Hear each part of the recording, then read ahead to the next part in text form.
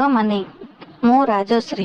ଆଜି ଆପଣଙ୍କୁ ମୋ ଜୀବନର ଗୋଟିଏ ଅକୁହା କାହାଣୀ କହିବି। ଗୋଟେ ଗାଉଁଲି ଝିଅ ହିସାବରେ ମୁଁ ଯାହା ମୋ ଜୀବନରେ ଘଟିଛି ତାହା କହୁଛି। ମୁଁ ଓଡ଼ିଶାର କଳାହାଣ୍ଡି ଜିଲ୍ଲାର ଗୋଟିଏ ଛୋଟ ଗାଁରେ ରହେ। ଆମ ଗାଁ ବହୁତ ଛୋଟ, ଆଉ ଅଧିକାଂଶ ଲୋକ ଚାଷବାସ କରି ପେଟ ପୋଷନ୍ତି। ମୋ ବାପା ବି ଜଣେ ଚାଷୀ, କିନ୍ତୁ ସେ ମୋତେ +2 ଯାଏ ପଢ଼େଇଛନ୍ତି। ମୋ ମୋବାଇଲରେ ମୁଁ ଇଣ୍ଟରନେଟରେ ଯେତେବେଳେ ଭଲ ନ ଲାଗେ, ମୁଁ ବିପି ଦେଖି ସେଥିରୁ ମଜା ନିଏ। ଆଜି ମୁଁ ଆପଣଙ୍କୁ ମୋ ନିଜ କାହାଣୀ ଶୁଣେଇବି। ତାହେଲେ ଚାଲନ୍ତୁ ଆରମ୍ଭ କରିବା। ମୁଁ ଆପଣମାନଙ୍କୁ କହି ରଖୁଛି କି ମୋର ବୟସ 21 ବର୍ଷ, ଆଉ ମୁଁ ଯେବେଠାରୁ ସେକ୍ସ ବିଷୟରେ ଜାଣିଲିଣି ସେବେଠାରୁ ମୋର ସେକ୍ସ କରିବାକୁ ବହୁତ ଇଚ୍ଛା। ସେ ସୁଯୋଗ ନ ମିଳିବାରୁ ମୁଁ ସବୁବେଳେ ମୋ ବିଆରେ ଆଙ୍ଗୁଳି ମାରି ନିଜକୁ ଶାନ୍ତ କରେ। କିନ୍ତୁ ମନରେ ଗୋଟିଏ ମାତ୍ର ଅବଶୋଷ ଥାଏ, କେମିତି ମୋ ବିଆରେ ଗୋଟେ ମୋଟା ବାଣ୍ଡ ପଶିବ, ଆଉ ମୁଁ ମଜା ନେଇ ନେଇ ଗିହା ଖାଇବି। ଭଗବାନ ବୋଧେ ମୋ ଡାକ ଶୁଣିଦେଲେ, ଆଉ ସେଦିନ ବହୁତ ଜଲ୍ଦି ଆସିଗଲା।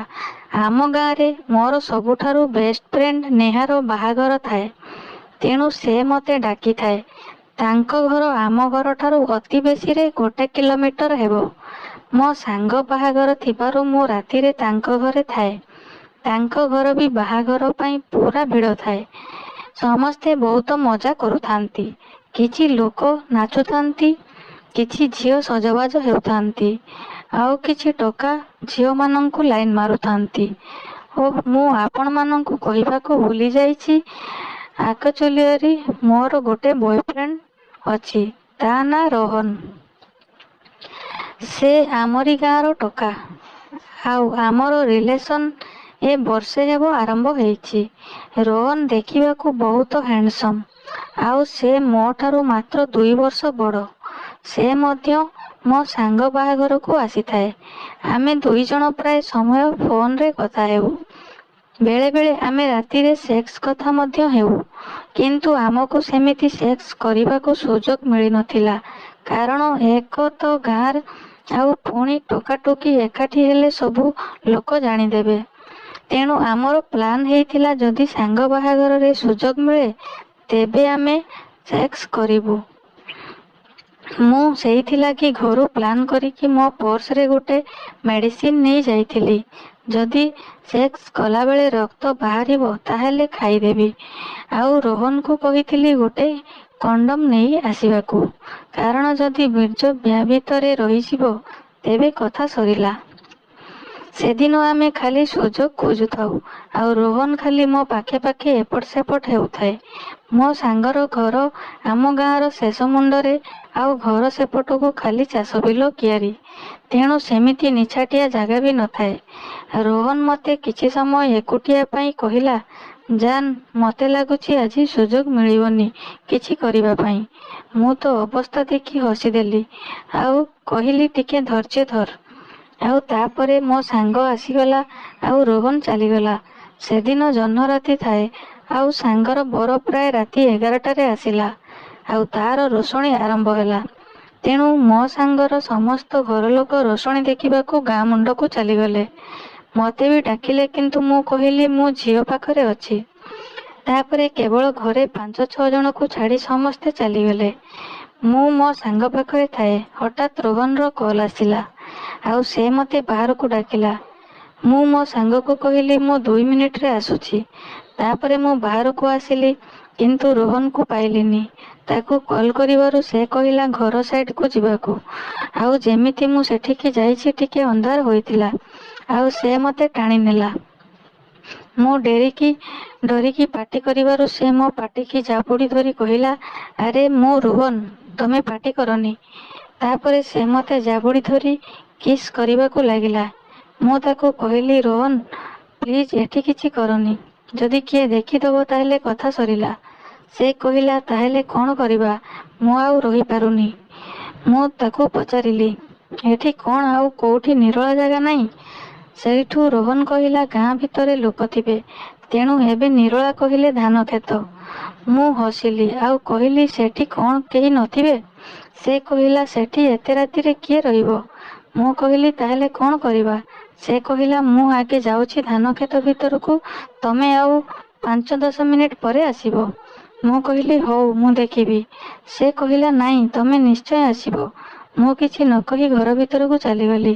ତାପରେ ଭାବିଲି ଧାନ କ୍ଷେତରେ ସେ କରିବା କେମିତି? ତେଣୁ ମୋ ସାଙ୍ଗକୁ କହିଲି ଗୋଟେ ଗାମୁଛା ପାଇଁ। ମୋ ସାଙ୍ଗ ପଚାରିଲା ଗାମୁଛା କ'ଣ କରିବୁ? ମୁଁ କହିଲି ସେ ଜଣେ ମଦ ପିଇକି ପଡ଼ିଛି, ତେଣୁ ତା ମୁଣ୍ଡରେ ପକେଇବ ଓଦା ଗାମୁଛା। ମିଛରେ କହିଲି। ମୋ ସାଙ୍ଗ ସେଇଠୁ ଗୋଟେ ଛୋଟ ଗାମୁଛା ଦେଲା। ତାପରେ ମୁଁ ଚୁପ୍ କିନା ସେଇଠୁ ଆସି ଘର ବାହାରେ ଠିଆ ହୋଇଥିଲି। ଆଉ ଟିକେ ସୁବିଧା ଦେଖି ବିଲ ଆଡ଼କୁ ଚାଲିଗଲି। ମୋତେ କିନ୍ତୁ ବହୁତ ଡର ମାଡ଼ୁଥାଏ। ଯଦି ଆଉ କେହି ମୋତେ ଟେକି ନେଇଯାଏ ଆଉ ଗେଁଦିଏ, ଏହା ଭାବି ଭାବି ମୁଁ ଚାଲିଥାଏ। ମୁଁ ବି ବାଣ୍ଡ ନିଶାରେ ପୁରା ମସଗୁଲ ହେଇ ଚାଲିଥାଏ, କିଛି ନ ଭାବି। କିଛି ଦୂର ଯିବା ପରେ ମୁଁ ରୋହନର ଡାକ ଶୁଣିଲି। ସେ ଡାକୁଥାଏ, ଜାନ୍, ମୁଁ ଏଇଠି ଅଛି। ମୁଁ ତା ପାଖକୁ ଗଲି ଆଉ ପଚାରିଲି, କେହି ଦେଖିବେନି ତ? ସେ କହିଲା, ଟେନସନ୍ ହୁଅନି, ଏଠିକି ଏବେ କେହି ଆସିବେନି। ମୁଁ ଗୋଟେ ଚୁଡ଼ିଦାର ପିନ୍ଧିଥାଏ ଆଉ ହାତରେ ଗାମୁଛା ଧରିଥାଏ। ସେତେବେଳକୁ ମୋତେ ଭାରି ଗରମ ଲାଗୁଥିଲା ଆଉ ମୁଁ ସେଇ ଗାମୁଛାରେ ପୋଛି ହେଉଥିଲି। ତାପରେ ରୋହନ ମୋତେ ଏକୁଟିଆ ପାଇଲା ପରେ ପୁରା ଭୋକିଲା ହେଇକି କିସ୍ କରୁଥାଏ ଆଉ ମୁଁ ଦୁଧ ଗୁଡ଼ାକ ପୁରା ଜୋରରେ ଦଳୁଥାଏ। ମୁଁ ତାକୁ କହିଲି, ରୋହନ, ମୋତେ ଭାରି ଗରମ ଲାଗୁଛି, ପ୍ଲିଜ୍ ଟିକେ ରହିଯାଅ। ସେ କହିଲା, ଘୋଡ଼ାଘି ରହ, ତୋର ଗରମ ମୁଁ ଏବେ ଶାନ୍ତ କରୁଛି। ଏକଥା ଶୁଣି ମୋର ବି ପୁରା ହିଟ୍ ହୋଇଗଲା ଆଉ ମୁଁ ବି ଏନ୍ଜୟ କରିବାରେ ଲାଗିଗଲି। ମୁଁ ତାକୁ କହିଲି, ରହ ଟିକେ, ମୁଁ ଟିକେ ରେଡ଼ି ହେଇଯାଏ। ତାପରେ ମୁଁ ମୋ ଡ୍ରେସ୍ ଖୋଲିଦେଲି ଆଉ ଖାଲି ବ୍ରା ପେଣ୍ଟି ପିନ୍ଧିଥାଏ। ସେ ମୋତେ ଖାଲି ବ୍ରା ପେଣ୍ଟିରେ ଦେଖି ଆହୁରି ହିଟ୍ ହେଇଗଲା ଆଉ ମୋତେ ପୁରା ଜୋରରେ ଚିପିବାରେ ଲାଗିଗଲା। ମଝିରେ ମଝିରେ ପେଣ୍ଟିରେ ବି ହାତ ମାରୁଥାଏ ଆଉ ଦୁଇଜଣ ଯାକ ପୁରା ହିଟ୍ ହେଇକି ଥାଉ। ତାପରେ ରୋହନ ବି ନିଜ ପ୍ୟାଣ୍ଟ ଖୋଲିଲା ଆଉ ଖାଲି ଚଡ଼ିରେ ଥିଲା। ମୁଁ ଜହ୍ନ ଆଲୁଅରେ ଦେଖିଲି ତା ଚଡ଼ିଟା ପୁରା ଓଦା ଜଣାପଡ଼ୁଥିଲା। ମୁଁ ଜାଣିଗଲି ତା ବାଣ୍ଡ ପୁରା ହିଟ୍ ହେଇଯାଇଛି। ମୁଁ ତଳେ ପେଣ୍ଟି ବ୍ରାରେ ଆଣ୍ଠେଇ ବସିଥାଏ ଆଉ ସେ ଖାଲି ଚଡ଼ି ପିନ୍ଧିକି ଠିଆ ହୋଇଥାଏ ଆଉ ମୁଁ ତା ଚଡ଼ି ଉପରୁ ତା ବାଣ୍ଡକୁ ଖାଲି ଦଳୁଥାଏ। କିଛି ସମୟ ପରେ ମୁଁ ତା ଚଡ଼ି ଟିକେ ତଳକୁ କରିଦେଲି ଆଉ ତା ବାଣ୍ଡଟା ପୁରା ଛଟ୍ କରି ବାହାରକୁ ଆସିଲା ଆଉ ମୋ ମୁହଁରେ ବାଜିଲା ଆଉ ମୁଁ ପୁରା ଚମକି ପଡ଼ିଲି। ସେ ଏହା ଦେଖିକି ହସିଦେଲା ଆଉ କହିଲା, ତୁ ଏ ସାପକୁ ବୋଲ ମନେଇ ପାରିବୁ?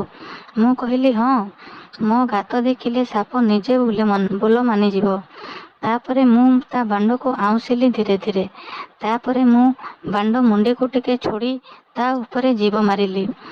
ରୋହନ ଖାଲି ଆଃ ଆଃ ହେଉଥାଏ ଆଉ ମୁଁ ବାଣ୍ଡ ଖାଉଥାଏ। ମୁଁ ତା ବାଣ୍ଡକୁ ହଲେଇ ହଲେଇ ଖାଉଥାଏ ଆଉ ଦୁଇ ହାତରେ ବାଣ୍ଡକୁ ହଲାଉଥାଏ।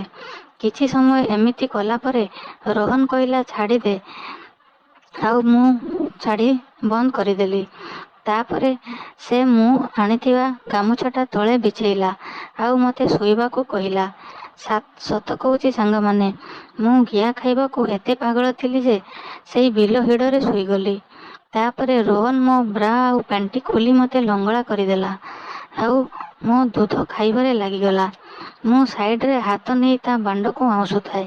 ଏମିତି ଖାଇବା ଭିତରେ ସେ ତାର ଗୋଟେ ହାତ ନେଇ ମୋ ବିଆ ପାଖରେ ବିଆ ବାଳକୁ ଆଉଁସିଲା। ତାପରେ ସେ ବସି ପଡ଼ିଲା ଆଉ ମୋ ବିଆକୁ ଭଲସେ ଦଳିଲା ଆଉ ତା ମଝି ଆଙ୍ଗୁଳି ପୂରେଇଲା ଆଉ ଆଙ୍ଗୁଳିରେ ଗିଳିବାକୁ ଲାଗିଲା। ମୁଁ ଖାଲି ଆଃ ଓଃ ଏମିତି ହେଉଥାଏ ଆଉ ସେ ଆଙ୍ଗୁଳି ମାରି ଚାଲିଥାଏ। କିଛି ସମୟ ପରେ ବିଆରୁ ନାଳ ବାହାରିବା ଆରମ୍ଭ ହୋଇଗଲା ଆଉ ମୁଁ ସମ୍ଭାଳି ନ ପାରି କହିଲି, ରୋହନ, ମୁଁ ଆଉ ପାରୁନି, ପ୍ଲିଜ୍ ଆସ ଏବେ ଆଉ ମୋତେ ଘିଅ। ସେ କହିଲା, ହଉ ରୁହ ଟିକେ। ତାପରେ ସେ ମୋ ଉପରକୁ ଆସିଲା ଆଉ ତା ବାଣ୍ଡର ମୁଣ୍ଡିଟା ଆଣି ଧୀରେ ଧୀରେ ମୋ ବିଆ ମୁହଁରେ ଘଷିଲା। ମୋ ବିଆ ନାଳୁଆ ଥିବାରୁ ପୁରା ପଚ ପଚ ଲାଗିଲା। ମୋତେ ଭାରି ଭଲ ଲାଗିଲା। ତାପରେ ସେ ମୋ ଗୋଡ଼ ଦୁଇଟାକୁ ଟିକେ ମେଲେଇ ଦେଲା ଆଉ ତା ବାଣ୍ଡକୁ ଭିତରକୁ ପୂରେଇବାକୁ ଚେଷ୍ଟା କଲା। ମୁଁ ଆଉ ସମ୍ଭାଳି ନ ପାରି କହିଲି, ରୋହନ, ଟିକେ ଜଲ୍ଦି ପୁରାଅ, ମୁଁ ଆଉ ରହିପାରୁନି। ତାପରେ ମୁଁ ନିଜେ ଟିକେ ଛେପ ନେଇ ମୋ ବିଆ ମୁହଁରେ ଦେଇଦେଲି। ଆଉ ତା ବାଣ୍ଡକୁ ଧରି ଭଲସେ ଛୁଡ଼ି ବିଆରେ ପୂରେଇବାକୁ ଚେଷ୍ଟା କଲି। ବାଣ୍ଡ ଅଳ୍ପ ଅଳ୍ପ ଭିତରକୁ ଯାଉଥାଏ, କିନ୍ତୁ ଟିକେ କାଟୁଥାଏ। ମୁଁ ଏତେ ହିଟ୍ ଥାଏ ଯେ ସେ କଷ୍ଟକୁ ଖାତିର ନ କରି ବାଣ୍ଡକୁ ଭିତରକୁ ନେଉଥାଏ। କିଛି ସମୟ ପରେ ବାଣ୍ଡଟା ବିଆରେ ପୁରା ପଶିଗଲା। ଆଉ ମୁଁ ଗୋଟେ ଜୋର ନିଶ୍ୱାସ ନେଲି। ଆଉ ଦୁଇଜଣ ଟିକେ ଚୁପ୍ ହୋଇଗଲୁ। ମୁଁ ରୋହନ କାନରେ କହିଲି, ବାହାରିବା ପୂର୍ବରୁ କଣ୍ଡମ୍ ଲଗାଇଦେବା। ସେ କହିଲା ହଉ। ତାପରେ ସେ ଧୀରେ ଧୀରେ ପେଲିବାକୁ ଆରମ୍ଭ କଲା। ଆଉ ମୁଁ ଚୁପ୍ ହେଇ ଆଖି ବୁଜି ପଡ଼ି ରହିଲି। ତାପରେ ରୋହନ ତା ସ୍ପିଡ୍ ବଢ଼େଇବାରେ ଲାଗିଗଲା। ଆଉ ମୁଁ ଖାଲି ଆଃ ଆଃ ଓଃ ଆଃ ଏମିତି ହେଉଥାଏ ଆଉ ମଜା ନେଉଥାଏ। 5 ମିନିଟ୍ ଖଣ୍ଡେ ଗଲା ପରେ ରୋହନ ଏତେ ସ୍ପିଡ୍ରେ ଗେଇଁବାକୁ ଲାଗିଲା ଯେ ମୁଁ ଡରିଗଲି। ଆଉ କହିଲି, ରୋହନ ପ୍ଲିଜ୍ ଟିକେ ଧୀରେ କର, ମୋ ବିଆ ଫାଟିଯିବ। ଏହା କହି ସେ ପୁରା ଜୋର ଜୋର କେଉଁଥାଏ। ମୋର ସେତେବେଳକୁ 3 ଥର ବୀଜ ବାହାରି ସାରିଥାଏ। ଆଉ ମୋ ବିଆ ବଥା କରିବାକୁ ଆରମ୍ଭ କଲା। ମୁଁ ଖାଲି ଭାବୁଥାଏ କେତେବେଳେ ତା ବାଣ୍ଡ ଶାନ୍ତ ହେବ। କିନ୍ତୁ ରୋହନର ବାଣ୍ଡ ବିଲକୁଲ ଶାନ୍ତ ହେଉନଥାଏ। ମୁଁ ତାକୁ କହୁଥାଏ, ରୋହନ ଏବେ କଣ୍ଡମ୍ ଲଗେଇ ଦିଅ। ସେ ଖାଲି କହୁଥାଏ, ଆଉ ଟିକେ ଯାଉ ଆଉ ଟିକେ ଯାଉ ଏମିତି କହୁଥାଏ। ମୁଁ ଜାଣିଗଲି ଯେ ରୋହନ ତାର ସବୁ ବୀର୍ଯ୍ୟ ମୋ ବିଆ ଭିତରେ ଛାଡ଼ିବ। ତେଣୁ ମୁଁ ଆଉ କିଛି କହିଲି ନାହିଁ। ଏମିତି 10 ମିନିଟ୍ କେଇଲା ପରେ ସେ ମୋ କାନରେ କହିଲା, ଜାନ୍ ମୋର ଏବେ ବାହାରିବ। ମୁଁ ତାକୁ କହିଲି, ବାହାରିବା ବେଳେ ଟିକେ ଜୋର ଜୋରରେ ମାରିବ। ଆଉ ମୁଁ ପୁରା ରେଡ଼ି ହେଇଗଲି ନିଜକୁ ଶାନ୍ତି କରିବାକୁ। ମୁଁ ଖାଲି ତାର ବାହାରିବାକୁ ଅପେକ୍ଷା କରିଥାଏ। ଟିକେ ସମୟ ପରେ ସେ ପୁରା ଜୋର ଜୋରରେ କେହି ତା ବାଣ୍ଡକୁ ପୁରା ମୋ ବିଆର ଲାଷ୍ଟ ଯାଏ ଗଳେଇ ଦେଲା। ଆଉ ଶାନ୍ତ ହେଇଗଲା। ମୋତେ ଲାଗିଲା ଯେମିତି କିଛି ଗରମ ଗରମ ତରଳ ପଦାର୍ଥ ତା ବାଣ୍ଡରୁ ବାହାରି ମୋ ବିଆ ଭିତରକୁ ଯାଉଛି। ମୋତେ ଭାରି ଭଲ ଲାଗିଲା। ଆଉ ମୋର ବି ବୀର୍ଯ୍ୟ ବାହାରିଗଲା ଆଉ ଥରେ।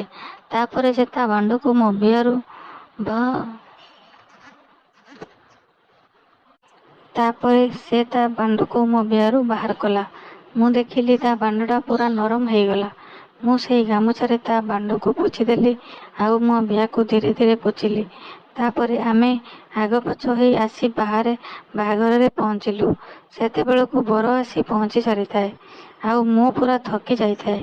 ତେଣୁ ମୁଁ ଟିକେ ଫାଙ୍କା ଜାଗା ଦେଖି ଟିକେ ଶୋଇଗଲି। ତାପରେ ଆମର ଖେଳ ପୁରା ରେଗୁଲାର ଚାଲିଲା। ଗୋଟେ ଥର ଆମେ ଆମ ପାଳପଦଡ଼ି ପାଖରେ ଗେଇଁଥିଲୁ। ସେଇଟା ବି ମୁଁ ଆଉ ଗୋଟେ ଷ୍ଟୋରିରେ କହିବି।